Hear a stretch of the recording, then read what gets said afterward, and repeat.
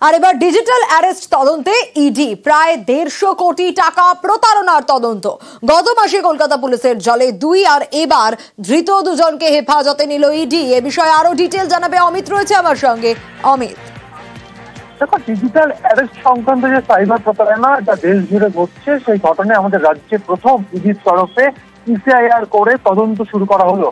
গত মার্চ মাসে কলকাতা পুলিশের তরফে গলফিন থানায় যে ডিজিটাল অ্যারেস্ট সংক্রান্ত যে মামলা দায়ের হয়েছিল বা এফআইআর হয়েছিল, সেক্ষেত্রে দুজনকে গ্রেফতার করা হয়েছিল। সেই দুজনের মধ্যে চিরাগ এবং যোগেশ নামে যে 2 অভিযুক্ত যারা জেলে হেফাজতে ছিলেন, তাদেরকে ডিজিটাল অ্যারেস্ট এই প্রতারণা কাণ্ডে ইডি আজকে হেফাজতে নিয়েছে। 8 এপ্রিল পর্যন্ত তারা ইডি হেফাজতে নির্দেশ দিয়েছে আদালত। তোমায় জানিয়ে রাখবো, এই 2 অভিযুক্ত তাদের চক্র চালাতেন। তারা প্রায় 100 কোটি টাকার উপর প্রতারণা করেছে দেশ জুড়ে, এবং একই সঙ্গে আমাদের গোটা দেশ জুড়ে প্রায় 900-র বেশি থানাতে এদের বিরুদ্ধে অভিযোগ রয়েছে। সেই সংক্রান্ত তদন্ত এবার এগিয়ে নিয়ে যেতে চাইছে ইডি। কলকাতা পুলিশ দুজনকে গ্রেফতার করেছিল, তাদের হেফাজতে নিচ্ছে, এবং তারা ইনভেস্টিগেশন করে এই ঘটনা, এই প্রক্রিয়ার সঙ্গে আর কারা কারা যুক্ত রয়েছে, আরো কত 150 কোটির বাইরেও আর কত টাকা প্রতারিত হয়েছে বা ক্রিপ্টোকারেন্সিতে কোনো ট্রানজাকশনে কোনো প্রতারণা করেছে, সমস্তটা কিন্তু এক্সামিন বা তদন্ত করে দেখতে চাইছে ইডি। বেশ,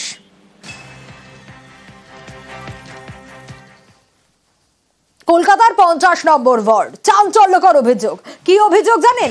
জমি হচ্ছে 1 কাঠা, আর সেই 1 কাঠা জমিতে কতলা বাড়ি? 5 তলা বাড়ির অভিযোগ। হ্যাঁ, 1 কাঠা জমি, সেখানে 5 তলা।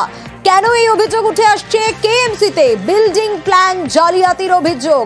স্বাভাবিকভাবেই অনেকগুলো প্রশ্ন উঠছে, তাহলে কি বিল্ডিং বিভাগেই সর্ষের মধ্যে ভূত? আরো ডিটেল বিশ্বজিৎ জানাতে পারবে এই বিষয়। বিশ্বজিৎ, দেখো, কলকাতা পুরসভার 50 নম্বর ওয়ার্ড, একেবারে শিয়ালদা সংলগ্ন তস্য গলির মধ্যে এই দোতলা বাড়ি, একটা জরাজীর্ণ পুরনো বাড়ি। সেখানে বেশ কিছু শরিক রয়েছে, এবং তারা যে কলকাতা পুরসভায় প্ল্যান জমা দিয়েছে, সেই প্ল্যান পাস হয়ে গেছে, এবং সেই প্ল্যান কি রয়েছে না, সেই দোতলা বাড়িতে 5 তলা বাড়ির প্ল্যান। এবং সেখানেই শুধু শেষ নয়, 1 কাঠা 15 ছটাক জমি, এই সামান্য 1 কিলোতে জমিতে 5 তলা বাড়ির প্ল্যান অভিযোগ করেছিলেন একজন। কিন্তু সেই অভিযোগের ভিত্তিতে যখন কলকাতা পুরসভা সেই প্ল্যান খতিয়ে দেখতে যায়, মেয়র তৎপর হয়েছিলেন, এবং তখন দেখা যায় যে সেই প্ল্যানটাকেই বদলে দেওয়া হয়েছে, ট্যাম্পার করা হয়েছে, কলকাতা পুরসভার নথিকে ট্যাম্পার করা হয়েছে। এই রকম বড় জালিয়াতি কলকাতা পুরসভার মধ্যে কিভাবে হলো, তার জন্য কতদিন আগে প্ল্যান পাস হয়েছে বলে জানা যাচ্ছে?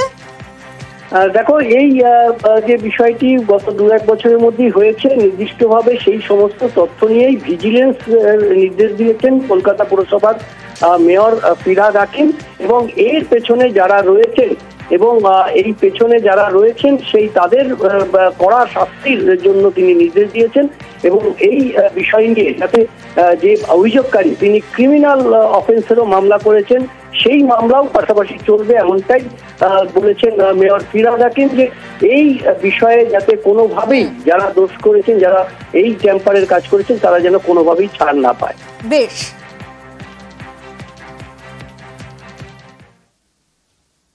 পার্থ চট্টোপাধ্যায়ের ইচ্ছে খুলছে। কেন এ কথা বলছি?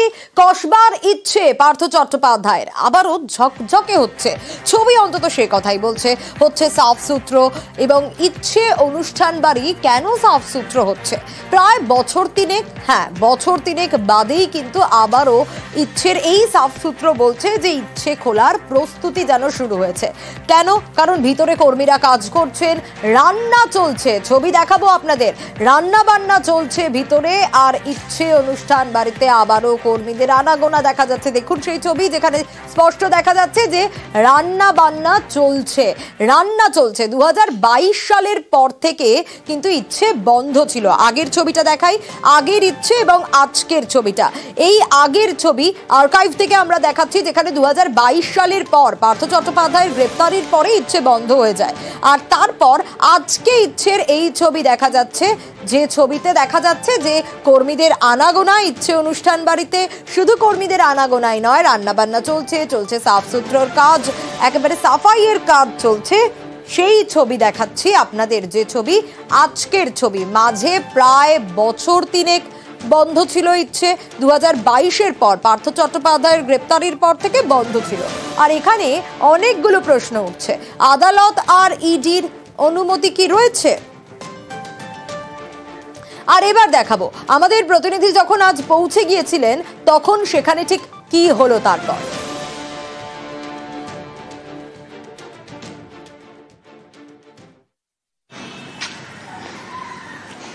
দাদা একবার শুনুন, দাদা একবার শুনুন।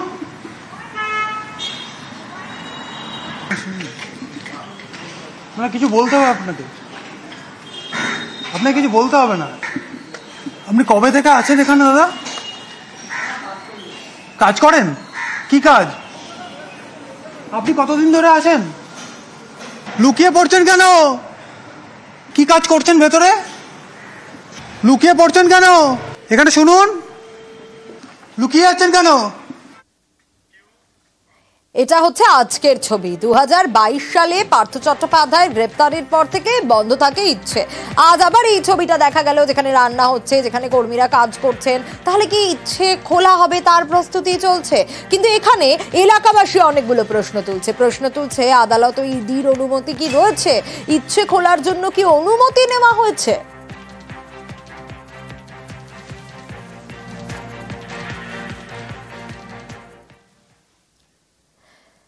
এদিকে বিস্ফোরক মন্তব্য করেছেন ফেরহাদ হাকিম। বলছেন পার্থ চট্টোপাধ্যায় লজ্জা, বিচারপতির বাড়িতে টাকা উদ্ধারও একইভাবে লজ্জার। চাকরিহারাদের পাশে দাঁড়িয়ে মন্তব্য ফেরহাদ হাকিমের।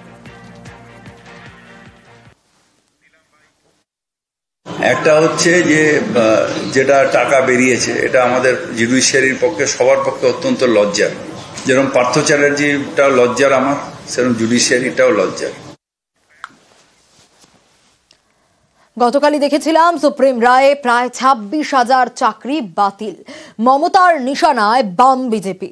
চাকরি বাতিল ইস্যুকে অস্ত্র করতে মরিয়া বিজেপি। জাতীয় স্তরে ইস্যু করতে দিল্লিতে সাংবাদিক বৈঠকে সম্বিত পাত্র।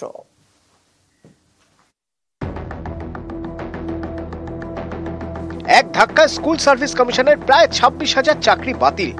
বৃহস্পতিবার সুপ্রিম কোর্টের রায় ঘোষণার পরে সুর চড়ান মমতা বন্দ্যোপাধ্যায়, নিশানা করেন বাম বিজেপিকে।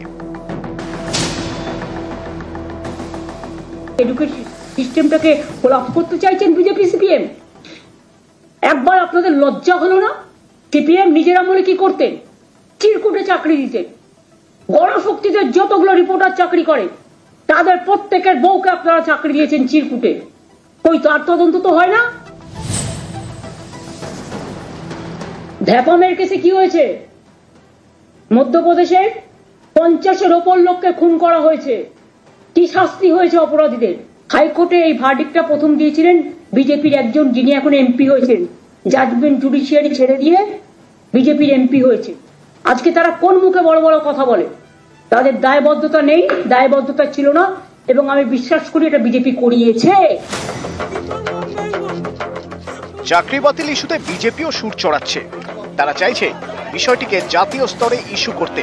তাই শুক্রবার সকাল সকাল দিল্লিতে সাংবাদিক বৈঠকে বসে যান বিজেপির জাতীয় মুখপাত্র সম্বিত পাত্র। पार्थ चटर्जी जो गिरफ्तार हुए थे 2022 में, उस समय वो पार्थ चटर्जी स्टेट के एजुकेशन मिनिस्टर थे। 2 बार रेड हुए और कुल मिलाकर के 49 करोड़ रुपया ईडी ने रिकवर किया इस रेड में। ये वो जो 24 लाख एप्लीकेंट आए थे, उन 24 लाख एप्लीकेंट की खून पसीने की कमाई है। চাকরি বাতিল ইস্যুতে প্রধানমন্ত্রীকে চিঠি দিয়েছেন পুরুলিয়ার বিজেপি সাংসদ জ্যোতির্ময় সিং মাহাতো। চিঠিতে তিনি দাবি করেছেন তৃণমূলের দুর্নীতির কারণে পশ্চিমবঙ্গে শিক্ষা ব্যবস্থা ভেঙে পড়েছে।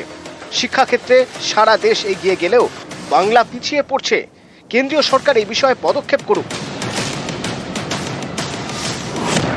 এখানেই শেষ নয়, প্রায় 26,000 চাকরি বাতিল ইস্যুকে জাতীয় স্তরে তুলে ধরতে এদিন সংসদেও সুর চড়ায় বিজেপি। राज्यसभाয় এদিন সরব হন उत्तर प्रदेशের বিজেপি সাংসদ लक्ष्मीकांत वाजपेयी। पश्चिमी बंगाल में सरकार ने सारी भर्ती प्रक्रिया को टेंटेड किया है। जो वहां के रूल्स और रेगुलेशंस है उनका उल्लंघन किया है। ये हाई कोर्ट और सुप्रीम कोर्ट के लेवल पर साबित हो चुका है। বিজেপি সাংসদকে জবাব দেওয়ার চেষ্টা করেন তৃণমূলের ডেরেক ওব্রায়েন। এই সময় তুমুল হই হট্টগোল শুরু হয়, অধিবেশন মুলতুবি হয়ে যায়।